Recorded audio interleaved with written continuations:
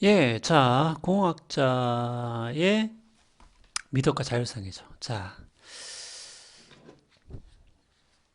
어, 근데 이렇게 설명해도 여전히 뭡니까? 여전히, 어, 지금 무슨 얘기를 하고자 하는 것인가? 도대체 뭔 얘기를 하고자 하는 것인가? 좀 명확하게 잡히지가 않죠. 자, 그러면은 조금, 뭐라고 할까요? 이게 지금 어려운 내용이 아닌데, 제가 지금 말을 어렵게 하고 있어요. 자, 우리 교재 또 사실 요 내용은 이게 어려운 뭐 아주 특별하거나 어려운 내용이 아닌데 자 그러면은 여러분들 우리가 이렇게 한번 제가 이렇게 한번 그러면 이야기를 해볼게요.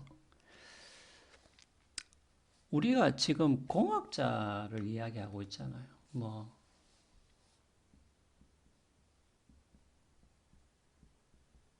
공학자다, 뭐 간호사다.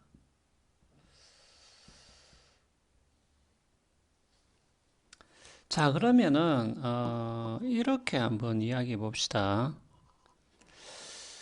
여러분들 어떤 특정한 직업군은 뭐가 좀 처음에 문제가 돼요. 그러니까 여러분들이 공학자가 된다, 간호사가 된다고 했을 때, 그럼 그냥 예를 들면 뭡니까?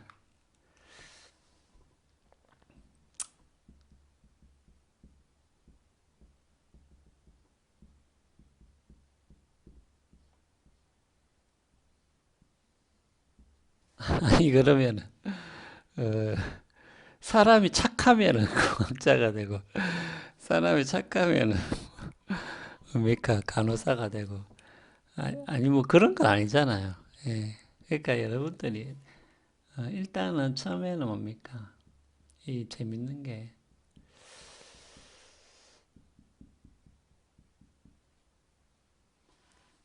근데 자격 심사를 한다는 거죠. 예, 자격 심사를 한다는 거죠. 자격 심사를. 예.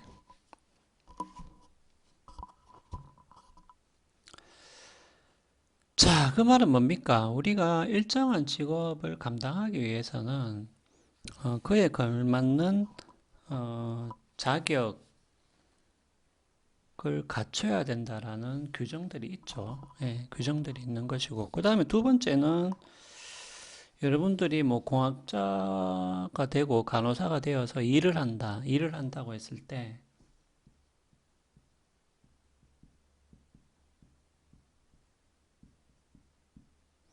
그러니까 일과 관련된 어떤,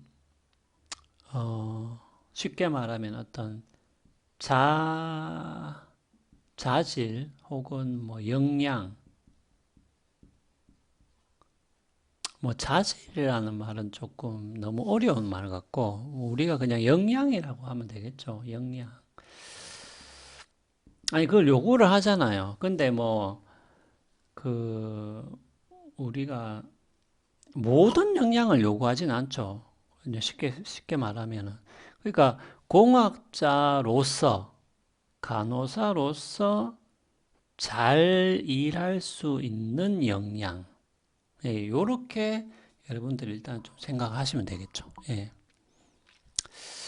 자, 그러면은 요 역량 중에서 분명히 어떤 도덕적인 역량, 그런 것도 있을 수 있겠죠. 그죠? 예.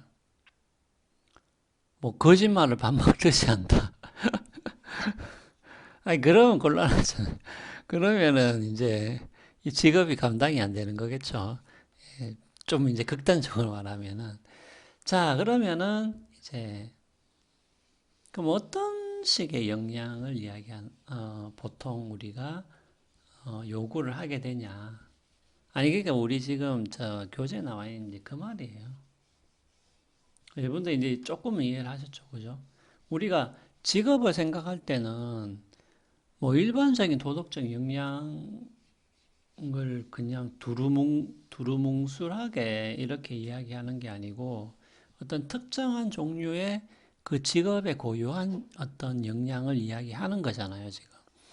아니, 그래서 미덕이라는 것은 뭐냐면은,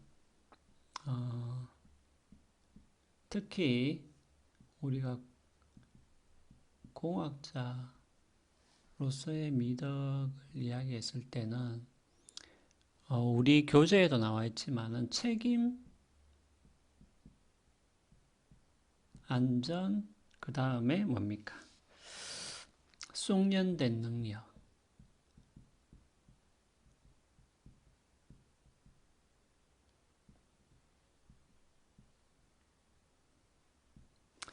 그러니까 이런 미덕들을 우리가 일반적으로 이런 역량, 여러분들 미덕이라는 말이 좀 이상한데 영어로는 virtue죠, virtue.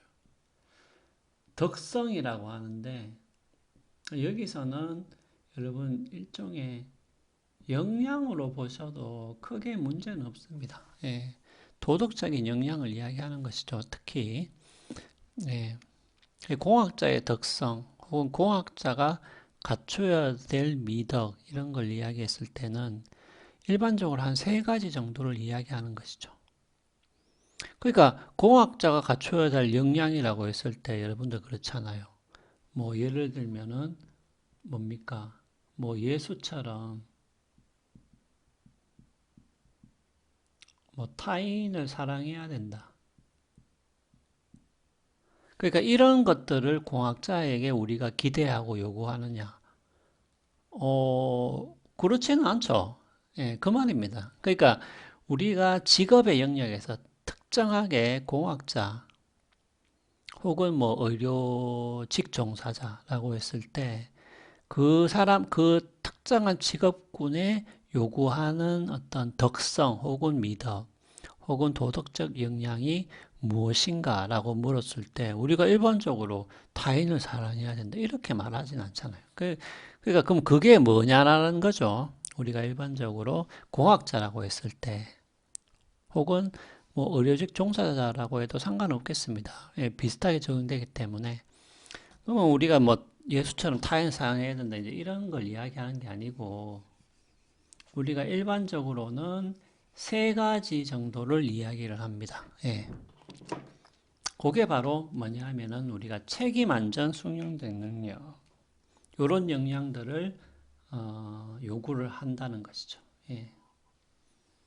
자, 요거는 우리가 의료직 종사자, 뭐 간호사한테도 마찬가지겠습니다. 예. 안전을 추구한다. 예. 안전을 추구한다. 맞죠? 예. 그러니까 공학자 같은 경우 여러분들 사고라는 영역을 생각해 보세요. 예.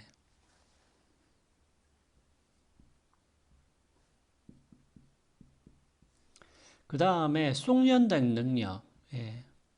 왜냐하면 이것은 직무와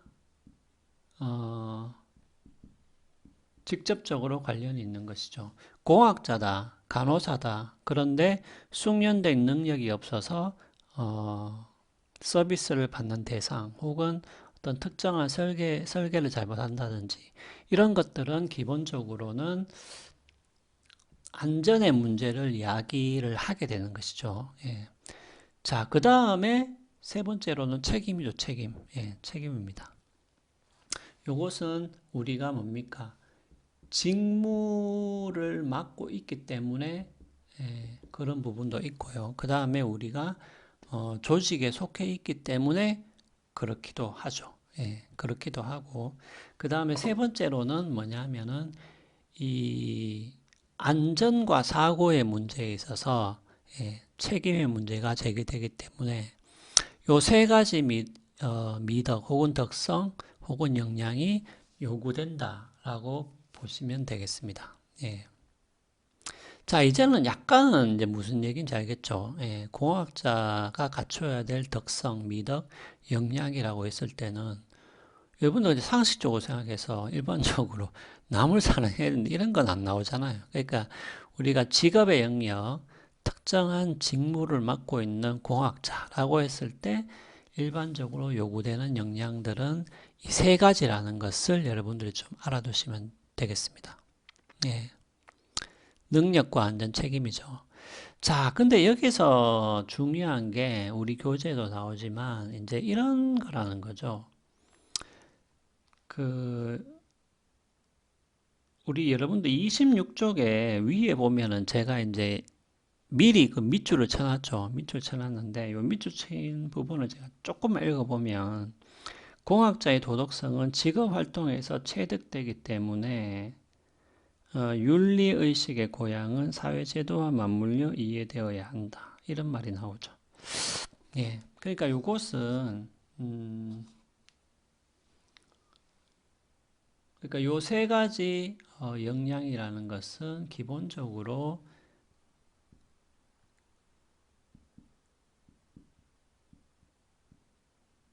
직업 활동 혹은 조직 내에서 이게 뭐냐면은 뿌리를 내린다.